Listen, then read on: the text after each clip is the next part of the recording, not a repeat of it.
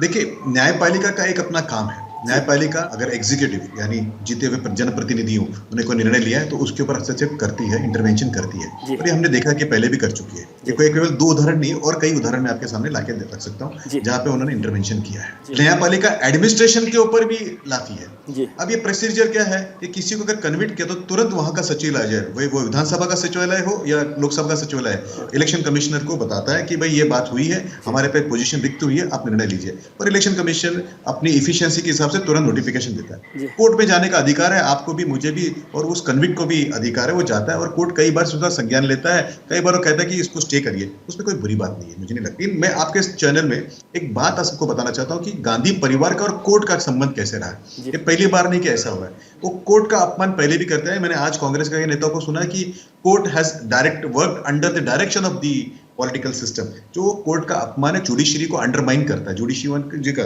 पर ये पहली बार नहीं हुआ है। ये राहुल गांधी जी है जो खुद बेल पे है, उनकी माताजी बेल पे, इनके पिताजी राजीव गांधी जी।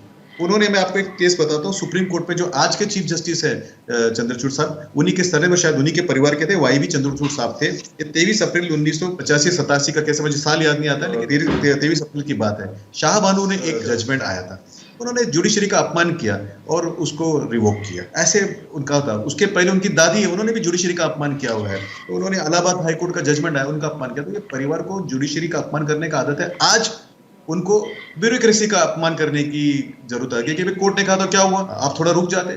सर, निर्णय आपके खिलाफ आया है, आपने गलती की है, अपनी गलती की तो सजा भोगिए। हाँ, उनके पास एक चांस था, जैसे मैंने पूर्व में कहा, एक चांस था कि आदमी के मुख से कभी कभी गलत निकल जाता है। आप भी टीवी शो करते हैं, मैं भी टीवी डिबेट पे आता जी, हूँ। बैड डे होता है, किसी दिन बुरा दिन होता है कि आपके मुंह से कुछ गलत निकल जाए, जी, तो आप तुरंत उसको दुरुस्त करते हैं, माफी मांग लेते हैं, और माफी मांगने पर कई बार बातें खत्म हो जाती है। जी, लेकिन जो एरोगेंस है सामंतशाही का, कि हम जनतंत्र के ऊपर है, जी, कोर्ट हमारा संज्ञान कैसे लेगा, दूसरा कोर्ट लेगा, तो फिर आपने इफिशिएंटली काम क्यों किया, आज ही क्यों हमको निकाला, और कल अगर फिर कोर्ट ने आपको रोक दिया तो देखिए आपका अपमान हो गया। कोई अपमान नहीं हुआ।